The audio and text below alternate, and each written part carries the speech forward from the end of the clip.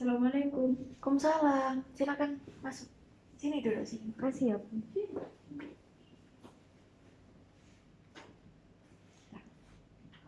Dengan Mbak siapa? Perkenalkan dulu, nama saya Salsa. Ya. Saya dari Prodi Bahasa Indonesia angkatan 2019, Bu. Berarti sekarang semester 5. 5 apa 6? Sekarang semester 6. Oh iya. Oke, Mbak Salsa. Kalau boleh tahu, ada perlu apa ya di sini? Saya ingin berkonseling, sharing sama Ibu. Boleh kan? Boleh. Sebelumnya pernah melakukan konseling? Belum, Bu. Ini baru pertama. Baru pertama. Oke, saya jelaskan sedikit mengenai konseling ya. Jadi, konseling itu adalah sesi pemberian bantuan dari konselor, yaitu saya, kepada konseli, yaitu Mbak Salsa, untuk mengentaskan masalah.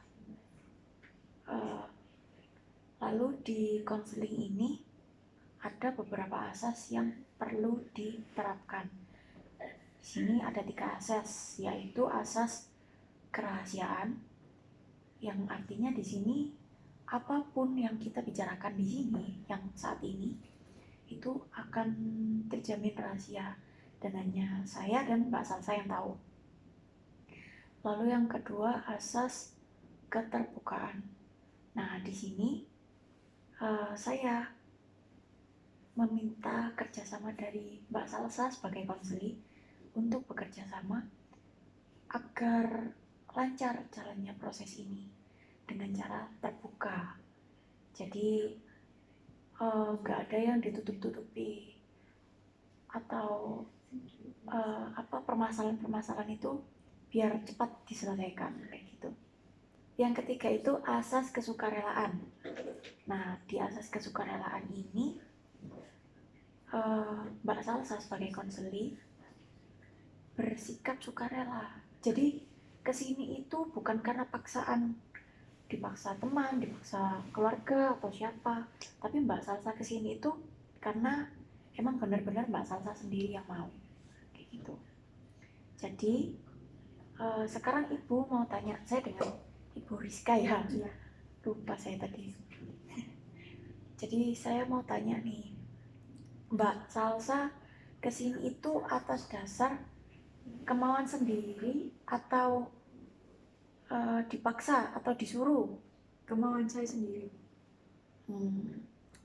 Kemauan sendiri, oke, alhamdulillah. Oh ya, di sini juga dalam proses konseling ini ada sesinya, ada jamnya, ada waktunya. Jadi sekitar 30 sampai 45 menit. Tapi kalau misalnya di pertengahan konseling mungkin Mbak Salsa ada sesuatu yang urgent, nanti Mbak Salsa bisa bilang langsung aja gitu. Iya, Bu. Dan mungkin ini bisa beberapa kali pertemuan. Jadi nggak hanya 1 kali pertemuan. Karena dilihat dari permasalahan Mbak Salsa sendiri.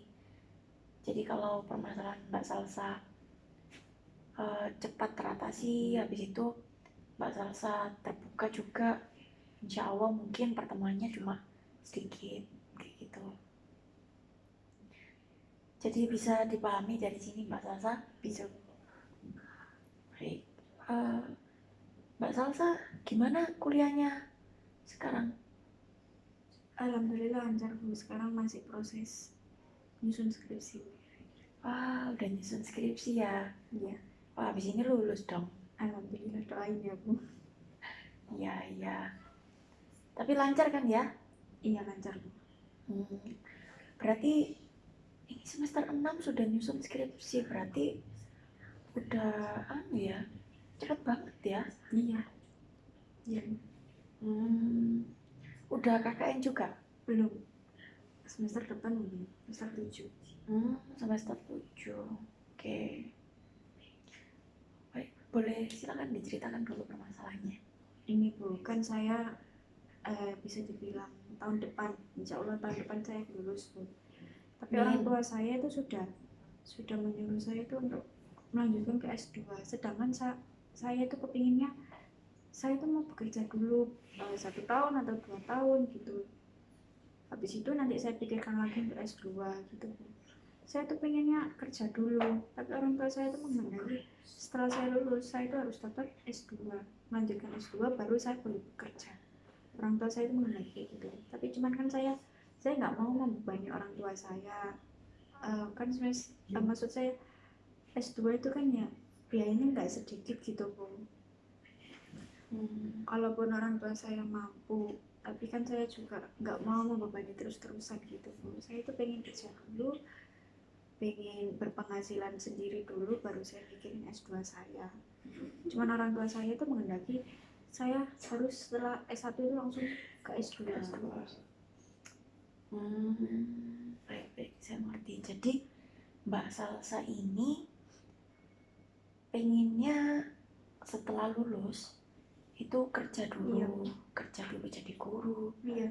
Habis itu baru kalau udah cukup uangnya baru S2 gitu ya. Tapi orang tuanya Mbak Salsa pengennya langsung S2 gitu. Iya, saya itu sudah ada planning. Saya itu pengen S2 iya, tapi dengan biaya sendiri gitu, tanpa campur tangan orang tua.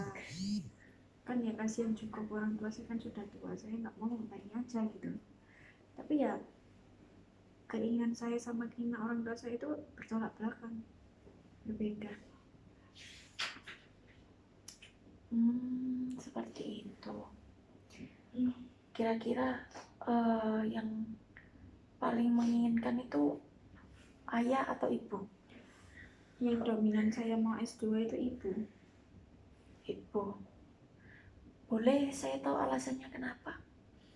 Kok ibu pengen Mbak Salsa ini S2? Langsung lanjut. Ini menurutnya ibu saya itu mending pendidikan dulu baru kerja, jangan dicampur-campur gitu loh. Takutnya kalau saya sudah kerja saya itu jadi males kuliah lagi. Takutnya ibu saya itu kayak gitu.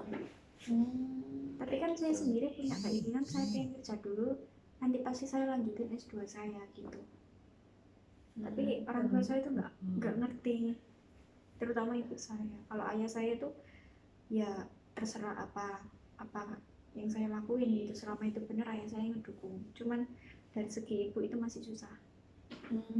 Jadi di sini Mbak Salsa itu pengennya kerja dulu, dapat uang, biar bisa biaya sendiri untuk S2-nya kayak gitu ya. Iya. Tapi ibunya Mbak Salsa menentang, pengennya pendidikan dulu aja yang diselesaikan. Soalnya nanti kalau pendidikan dicampur sama pekerjaan nanti takutnya malah males. Iya, malah tambah males kayak gitu. Kalau boleh tahu Mbak Salsa anak keberapa? Saya anak ketiga. Anak ketiga dari 3 bersaudara. Oh, anak terakhir berarti ya? Iya. Ada kakaknya, Mas, Mbak? Kakak perempuan semua Bu. Yang pertama sudah menikah. Yang pertama sudah menikah. Yang kedua sudah kerja. Sudah kerja tapi belum menikah. Belum. Itu tinggal satu rumah semua? Iya. Sama Mbak Salsa ya? Kalau orang tua saya beda. Saya di Surabaya, orang tua saya di Gresik. Oh, terus Mbak Salsa di Surabaya tinggal sama siapa? Tinggal sama nenek. Sama nenek. Terus kalau boleh tahu yang membiayai Mbak Salsa kuliah S1 ini masih siapa? Orang tua Bu. Kan orang tua itu setiap sore itu ke rumah, karena di rumah itu masih ada ponakan saya yang dari kakak saya yang pertama itu cucu pertamanya orang tua saya. Jadi sering ke rumah orang tua saya tiap hari. Oh, sering ke rumah. Jadi walaupun nggak tinggal bareng tapi masih sering ketemu gitu ya. Kira-kira nih Mbak Salsa paling dekat sama siapa? Sama kakak atau sama ayah atau sama ibu? Ibu sih. Sama ibu. Cuma karena ibu menentang itu tadi ya. Iya, susah ngomongnya mau gimana gitu loh. Susah apa cara menyampaikan itu. Saya sudah coba bilang, tapi cuma ibu saya tuh nggak mau. Ibu saya ayah gitu. Terus tadi Mbak Salsa kan cerita kalau Mbak Salsa udah bilang ke ayahnya Mbak Salsa. Tapi ayahnya Mbak Salsa itu udah bilang juga terserah Mbak Salsa. Iya. Baiknya gimana kayak gitu kan ya. Mbak Salsa pernah coba cerita ke kakaknya Mbak Salsa nggak? Pernah sih Bu, cuman ya kakak saya menanggapinya ya terserah kamu, gimana baiknya kan kamu yang jalanin gitu. Cuman emang jadi tantangan itu ngomong sama ibu saya. Sama ibu ya. Kalau boleh tahu ibu ini gimana karakternya? Karakternya sih kalau udah sekali bilang A ya A, meskipun kalau saya ngerayu biar mau itu kemungkinan kecil gitu kan. Ada kemungkinan omongannya bisa berubah, tapi itu kemungkinan kecil gitu. Enggak tiap kali saya ngerayu omongannya berubah, enggak. Makanya ini saya ngerayu beberapa kali perihal S2 saya, tapi ibu saya tetap omongannya masih tetap maunya saya setelah lulus itu langsung kuliah S2. Tetap kekeh ya, berarti tetap pengennya pokoknya Mbak Salsa setelah lulus S1 langsung daftar S2. Iya. Berarti sebelumnya pernah membicarakan berdua sama ibu apa? Pernah beberapa kali, cuman jawabannya tetap sama. Tetap sama ya. Seperti itu. Mungkin dari Bu Rizka ada masukan buat saya, cara ngomong saya ke orang tua itu bagaimana supaya bisa diterima dengan baik gitu Bu. Mungkin kamu bisa mencoba pakai teknik kursi kosong. Teknik kursi kosong ini bagaimana ya Bu? Jadi seperti ini, teknik kursi kosong dalam konseling, dalam proses konseling itu seperti ada dua kursi, yang ini kursinya adalah sebagai kamu, diri kamu sendiri, yang ini adalah kursinya sebagai ibu kamu. Jadi saat kamu, ini dua kursi kosong ya, saat kamu duduk di sini, kamu memerankan sebagai diri kamu sendiri. Keluarkan segala apapun yang kamu pengen utarakan kepada ibu kamu.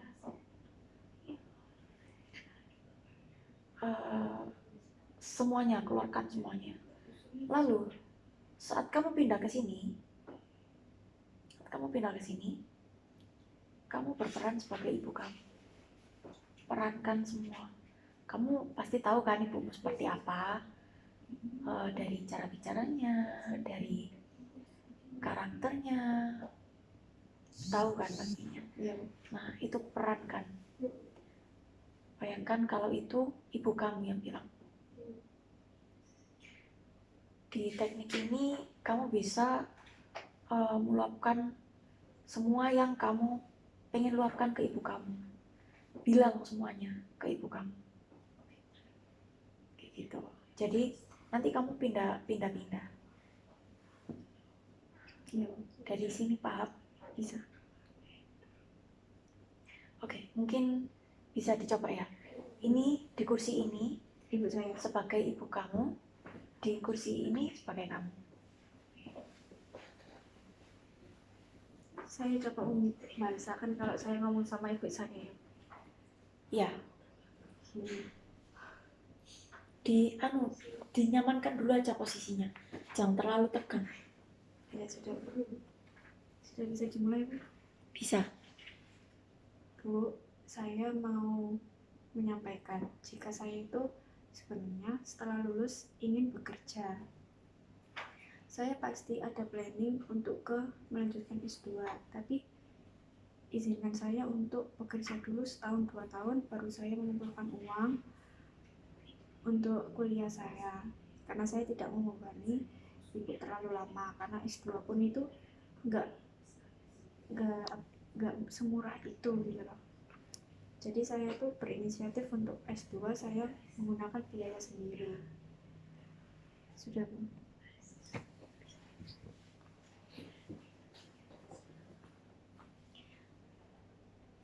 Ibu tahu kamu maunya itu mau bekerja dulu dan kamu nggak mau melanjutkan S2. Tapi ibu ngomong kayak gini itu karena ibu sudah menyiapkan dari segi uang untuk biaya kamu S2 besok. Karena yang ibu tahu itu, ibu mau kamu S2 sebelum kamu menikah. Takutnya kalau kamu sudah nikah, kamu mikir S2, itu nanti keluargamu bagaimana? Ya kalau suamimu mau nerima kamu buat kuliah lagi. Sudah, Bu.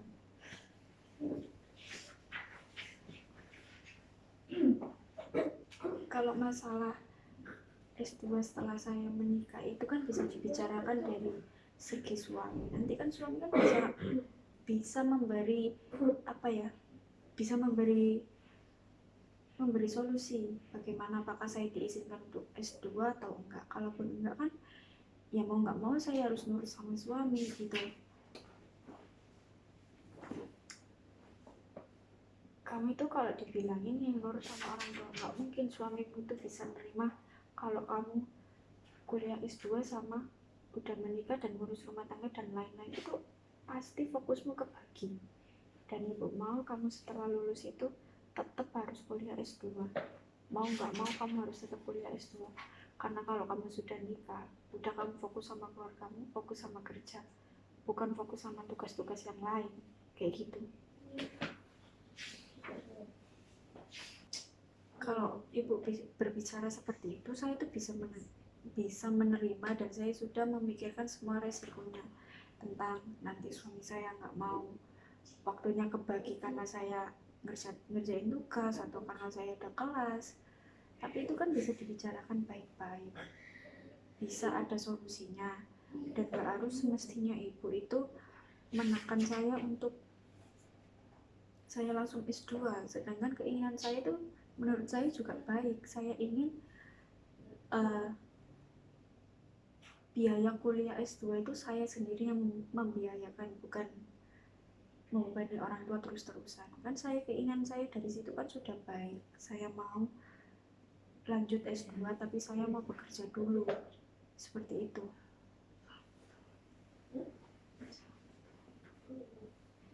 Ibu tahu keinginan kamu itu baik. Tapi kamu coba pikir-pikirkan, keinginan ibu untuk mengarahkan kamu ke yang lebih baik itu lebih terjamin. Ibaratnya kamu lebih tertata sama apa yang ibu susun gitu. Kalau ayahmu, oke, ayahmu mendukung kamu buat kamu S2 atau kamu kerja, terus itu tergantung kamu. Ayahmu setuju apa kata kamu, tapi ibu tetap mau kamu S2, nggak mau kamu kerja dulu karena ibu takut waktu kamu kerja kamu itu males, jadi nggak mau S2 kayak gitu. Pokoknya ibu mau setelah kamu S1 kamu harus lanjutin S2. Mau kamu mau nggak mau, ibu mendingan daftarin daripada nunggu kamu mau. Udah keputusan ibu udah bulat, kalau kamu nggak mau nurut terserah.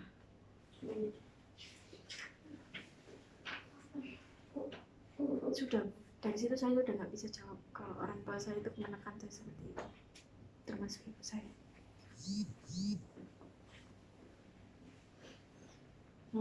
Baik, jadi bisa saya simpulkan tadi ibu kamu emang benar-benar pengennya kamu lanjut S2 ya S2, nggak bisa diganggu gugat kayak gitu ya. Oke, baik. Ini bisa jadi catatan saya.